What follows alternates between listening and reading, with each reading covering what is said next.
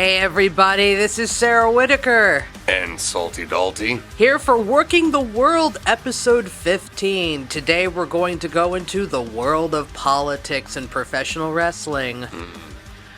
Now, you can find us wherever you can find your favorite podcast platform, and you can find us on YouTube on Working the World 0240.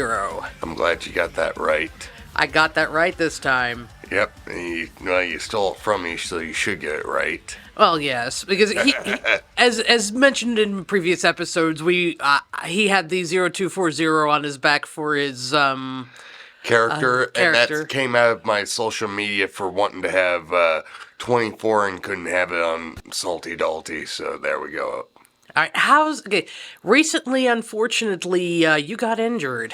Yes, not a major injury, but enough to be able to, put me on the sideline temporarily. But on Thursday night, I actually hyperextended my knee and darn near tore my PCL in the back of my knee to the point where whenever I try to walk, my knee would just bend the wrong damn way because I caught somebody off a crossbody and just couldn't handle their weight coming at me at that angle, and my knee just buckled.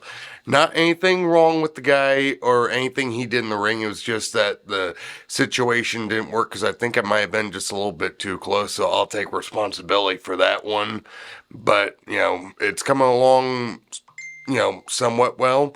And let me go ahead and turn on Do Not Disturb for this right here. Gotta use that timer. Yeah, I got it going right now. Sweet. But, my knee, when I caught him, just went the wrong darn way. And, I've been told by a couple of guys, like, hey, at your body weight and your height, and especially because you already have a torn meniscus in the same knee, you need to start wearing a heavy brace in the ring because, you've got, big, thick legs, but you have small joints naturally. Because I got that from both sides of my family. Both my parents are very small jointed as far as like how wide and thick and dense their like cartilage in their joints are. As a matter of fact, on my mom's side of the family, arthritis is very prevalent, and that's something I know I'm probably going to have to deal with later in life. But for those of you wondering, I'm going to be okay. I'll be back in the ring somewhat soon, just being able to get this darn thing to heal up and get to 100%. But I did go to the gym today. I did do some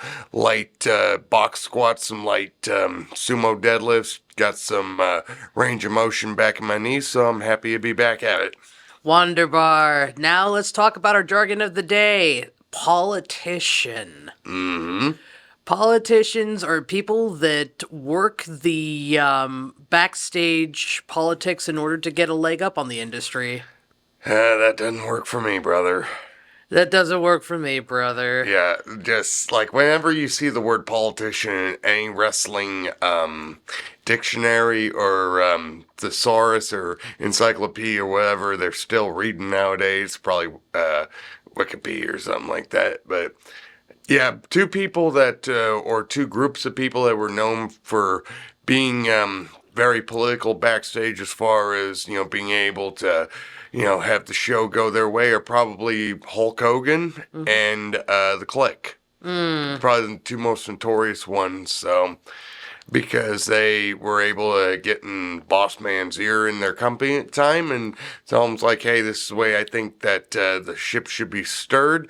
It's subjective whether you think they made the right decision or not, so just go ahead and leave a comment in the comment section. Tell us who you think is the best backstage politician as far as like the ability to persuade the boss, and whether you think it was for the greater good or the greater worse. Yeah. I mean, I can't, especially the stories with Hulk Hogan and Jesse Ventura. I mean, it's just how you play the politics in order to get the big money is insane. Well, we were actually going to talk about Jesse here a little bit today because we were actually going to partially talk about wrestlers who went into politics after being in the business. Well, let's start with the basic history of one. Abraham Lincoln, of all people. Yes. Yeah, to my knowledge, Abraham Lincoln was, I think, a freestyle wrestler. He was either a freestyle or a catch-style wrestler. I have to go in Wikipedia and see, but I do know that he did some form of wrestling, and after being a career politician for years, and during the Civil War, hey, ended up becoming president. And he said, he is the one president that I now know that is currently on two pieces of U.S. currency. It's like he's on the $5 bill and the penny. So it's like George Washington, I know, was on the quarter, but at the same time, I don't think he's always been on the quarter. So I think the entire time they've had the penny, to my knowledge, they might have had Abe on there. So I have to look that up on Wikipedia too. So I'm old and tired and I want more horsepower. Wrong industry, dearest. Yes. All right. So we're going from. I mean, should we go more into modern day, or should we go into the Well, next on the timeline? Abe was the first. Abe was the first, but then we had lots of mayors. Mm-hmm. We had just like we were talking about Jesse Ventura, Who was a mayor and a governor, because he was mayor of Brooklyn Park, Minnesota for, I think, 4 years after he left. Around the time that he was in WCW, he was also mayor of Brooklyn Park, Minnesota, before he put out his campaign to go for governor. and then he got governor As technically an independent. as an independent, which is very impressive. Mm-hmm. Now we have Ray Rougeau in Quebec. Yep. Yeah, he's the mayor of one of the towns in Quebec. Let's see, we've had, it's even more prevalent in Japan. Like, you've had Antonio Inoki as part of the Japanese diet. You've had Hiroshi Hase, who I believe is currently still in office doing some work in the Japanese diet as well. You've had, actually, do you remember Kenzo Suzuki, who was in WWE for a hot second? I do remember him. Yeah, well, his wife is actually a politician out there and currently in office in one of the offices that they have in Japan. So it's like, not only is it prevalent to have men in the industry in office and politics, but also women. Mm-hmm. So, yeah, we got it up. Don't worry about that. I know. I have to check the time as much as you do. Yeah, well, I also don't wear a watch, and I barely keep my phone close by me. So, if for all those people out there that wonder why I don't instantly respond to messages, I always misplace my stuff. Alrighty. But we can't forget Kane either. Oh, Lord, the Big Red Mare. The Big Red Machine, mayor of Knox County. Yep, well, now he's the Big Red Mare. Big Red Mayor. So, let's see, he's been Big Red Machine, Big Red Monster, Brother of the Undertaker, the world's worst dentist, a Christmas tree, diesel impersonator, and he's probably been... most known as probably being the guy that this Wasn't he 24/7? Yes, champion as Mayor Glenn Jacobs, not as Kane, as Glenn Jacobs. But yeah, and the thing I remember him most for in his latter years is Corporate Kane. Yes. Especially because I think that was the perfect segue for him to get into office and be able to have people see him in that light, because he has a degree in political science from, I think, Truman State University in Missouri. So, but yeah, him and Jesse were probably the most two prevalent that were in the industry as wrestlers that became, career politicians. So, yeah, I got it up. Don't worry, I just have to flick it. Okay. We're doing good on time. Don't worry about that. Well, I get paranoid. Yeah, finish with my woman. No. I'll find a segue going to something. So. Alrighty. Well, especially with we're going into higher politics here with Linda McMahon. Yep. And well, she was actually in the cabinet as the head administrator of Small Business Bureau. So, and it's like, it could be taken one of two ways when she was in office the first time, is because she tried to become a senator in Connecticut in 2010, and then Trump put her on as the administrator or the head administrator of Small Business Bureau, and that could have gone one way or the other for the industry, because it probably did better for the company than the industry having her in there, because you could argue conflict of interest, but I don't know if her and Vince were still together at the time, though. Well, even if they weren't, I mean, she owes a lot to the professional wrestling industry. Yeah. And especially, I mean, she had her own daughter on her promotional videos for senator. I mean, Hmm. so, I mean, it's like, yeah, there is a connection to having been in the entertainment industry. You know something that I'm surprised that her political opponents did not do? Do you remember the four-way feud that they had going into WrestleMania 2000 where each of the McMahons chose a wrestler to represent them in the main event? Because Linda had Mick Foley, Shane had the Big Show, Stephanie had Triple H, who was champion at the time, and you had the Rock being represented by Vince. And all four of them were going and beating the hell out of each other in the coming weeks before the show on TV. As far as, well, later on, like Vince saying, he's like, I'll never ever forgive your mother for giving birth to you and crap like that. And Stephanie actually slapping all the family members, and comes Linda, and Linda slaps the crap out of her. And it's like, why did they not use that as political backlash on Linda on their opponent's political things? Like, I'm surprised that they didn't do that. It's like, do you really want somebody who stands for these family values? It's like, I could totally see them doing Well, that. by that time, the internet was out and everybody knew it was a work.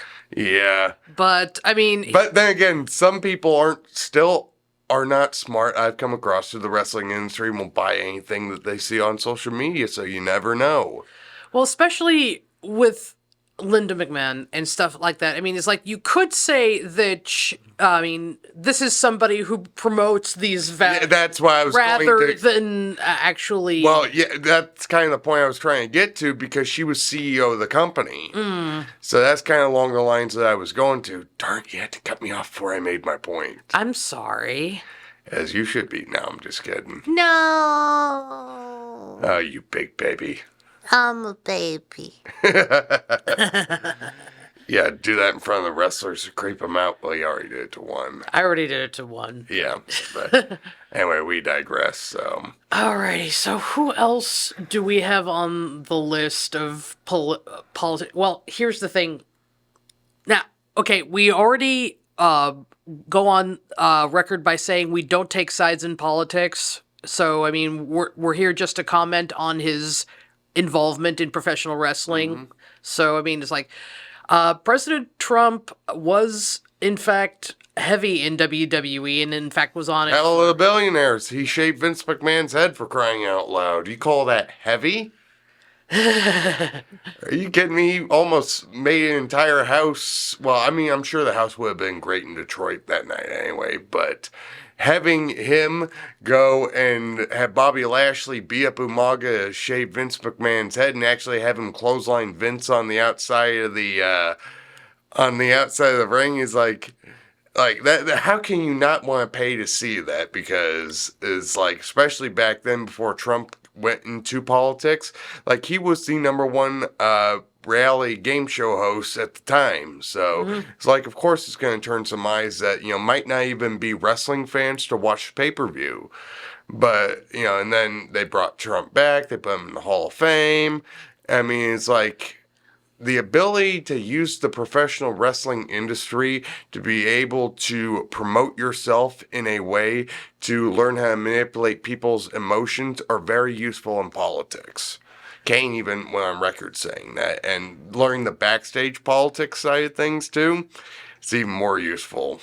Well, especially learning the art of backstage politics in order to set you up for real-time politics. I mean, it's like having to watch your back and promote yourself to the people that are running the company in order to say, hey, maybe I should get a run or something along those lines, or maybe somebody else shouldn't get that run. Just to be able to either learn how to stay out of it or to dive head into it. You have to deal with it eventually. Actually. I've had to watch my back several times, as well as say, hey, no, I'm not going to do that. So even as far as recently. So yes, I know, honey, we're not quite to the halfway point. Yeah, don't worry about it. I mean, because you do have to watch your back at all times politically. You do have to make sure that, you're not going to get yourself hurt in the ring by working with a guy who's got a reputation of being dangerous in the ring. You got to make sure that it's like, hey, I don't like the way this angle's going and all that. So you do have to sometimes say no, because you have to look out for yourself because you're an independent contractor, but you also need to look out as like, hey, this might hurt my chances of making money in the future looking back at this if it fails. So that's my point, and Right.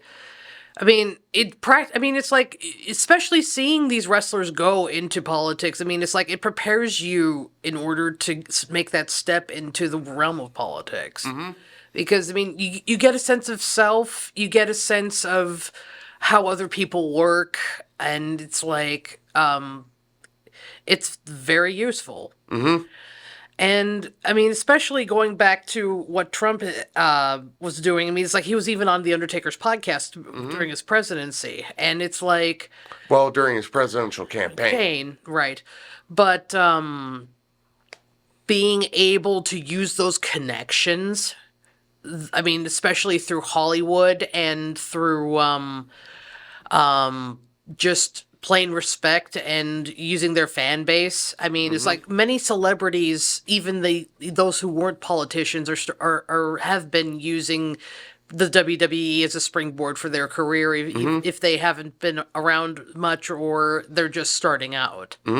Well, I'm going to go ahead and tell you a story that I don't know if you've heard yet, but Jesse Ventura actually shared this on Chris Van Vliet's podcast on YouTube about an angle that he pitched to Vince McMahon in 2007 for the 2008 election, to where Vince McMahon goes on record and says, hey, I don't like any of the political opponents this year. I'm going to run under my own party, the WWE party, and I'm going to run for president. And he goes out and gets ballot access in all 50 states.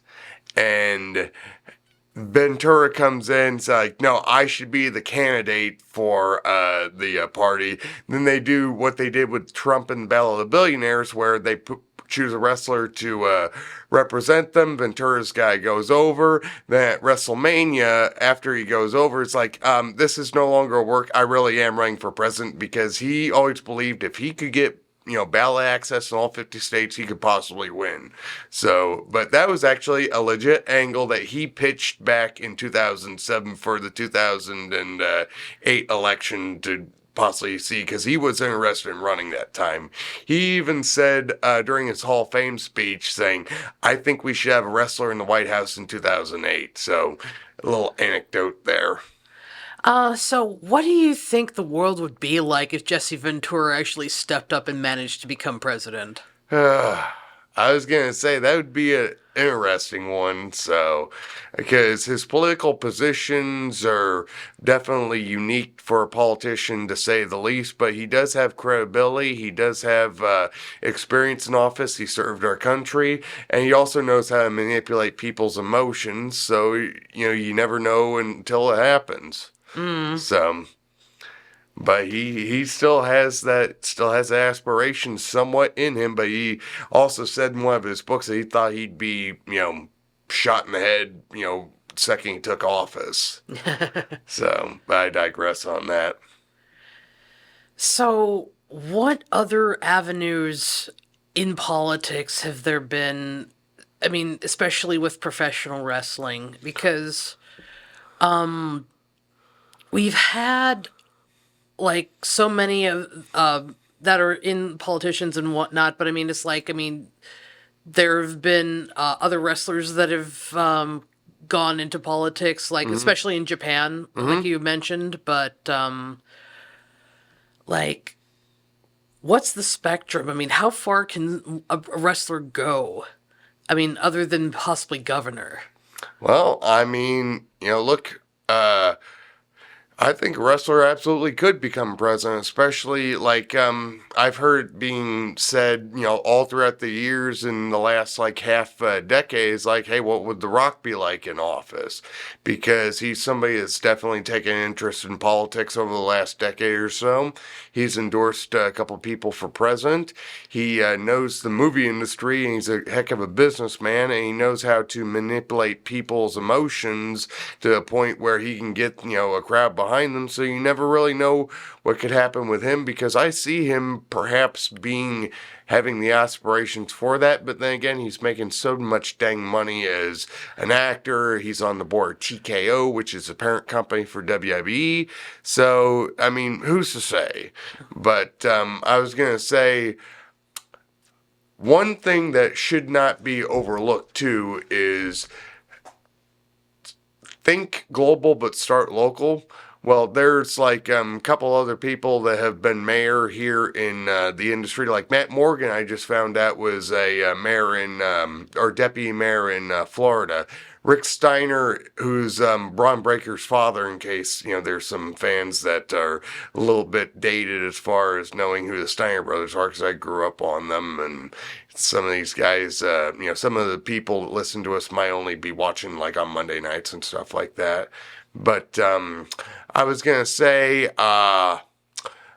he's a school board, on school board in Cherokee County, Georgia, running that because he has an interest in local education, seeing how the school systems run. So it's like, even if it's, as high as president or as, just at the local levels, I think that a lot of wrestlers, especially with having to deal with backstage politics, it kind of prepares you mentally for that. But also, it kind of like, if you get out of the industry and it's like, hey, I could actually use these methods that I've learned mentally to be able to learn how to try and make my community a better place. I mean, and it also comes down to timing, because right in the middle of the Attitude Era, Jerry Lawler thought it would be a good idea to go and run for mayor in 1999. During the middle of the Attitude Era, in the middle of puppies. And then you turn the channel one way, it's like you see, WWF and the Attitude Era and all the violence and the sex that they're promoting. Then you're in Memphis and you turn the channel and there's a commercial. It's like, hi, I'm Jerry Lawler. I'm here running for mayor. It's kind of like that contrast I was kind of mentioning a little bit earlier and making fun of with Linda a little bit. But that actually did happen with Lawler, and I think that was a huge part of the reason why he didn't do better in that election. And I think he thinks the same way too. So, Well, especially with, like you mentioned, the merger with TKO and everything, the backstage politics has become the center front for a lot of fans, and especially with like the merger with going to Netflix, all the new stuff that the company is doing, especially now that they're under the regime of Paul Levesque, also known as Triple H, for those of you who don't know. he's the one kind of steering the ship, like as far as creative and a little bit more on like what's presented on TV. The Rock is on the board, which also controls UFC.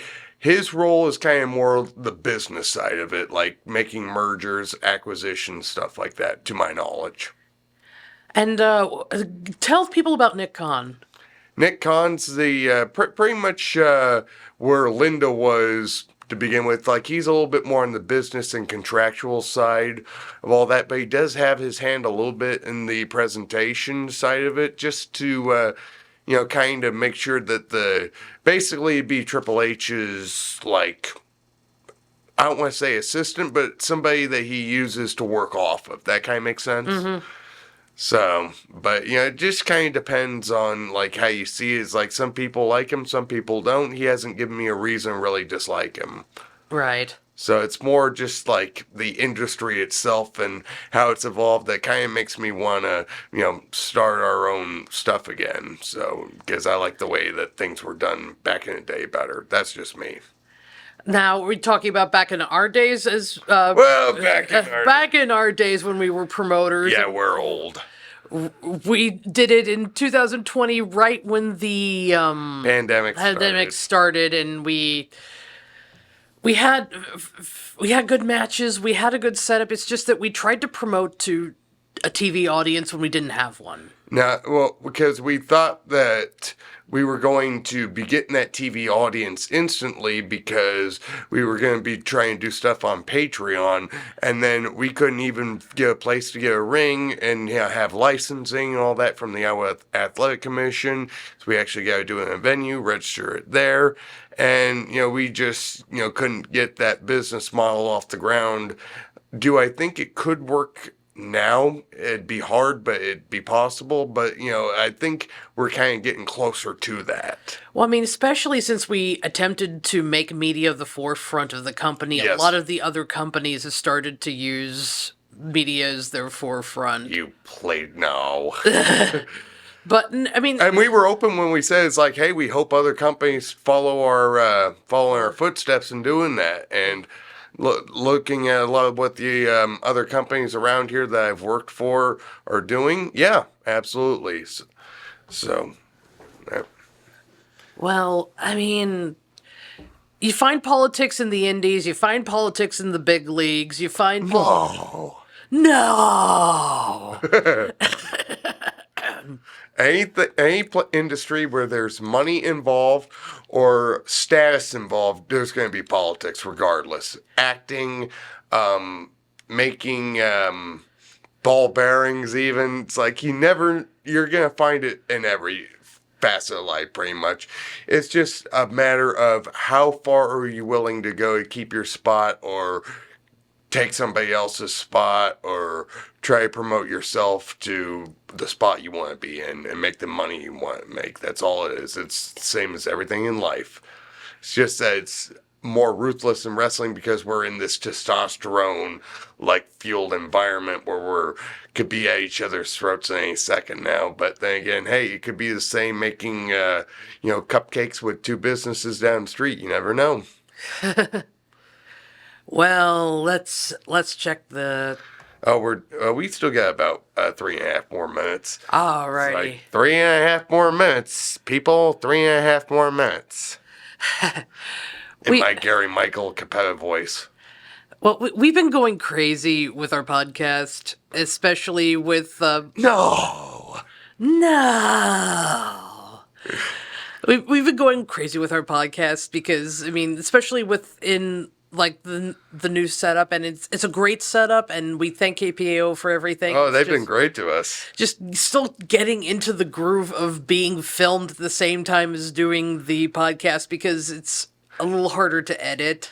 Yeah, well, also, do keep this in mind, too. It's like everything that we, try to communicate on forums, or being able to keep time and all that. I mean, we're pretty upfront about it. It's like, yeah, we're trying to make sure we keep time because, we want to make sure that we're respectful to the studio, too. So, yeah. It's not like one of those things where you can, drag and paste quite as easily. You got to also take into account the video on there, too. So, it's like, it's very raw, but we like it raw. Actually, that came out wrong.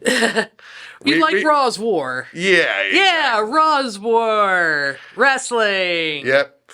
Or Monday Night Raw, where it's very in your face. And it's like it's live. It's the way it is. So, But anyway, but going back one more thing on the politics. Mm-hmm.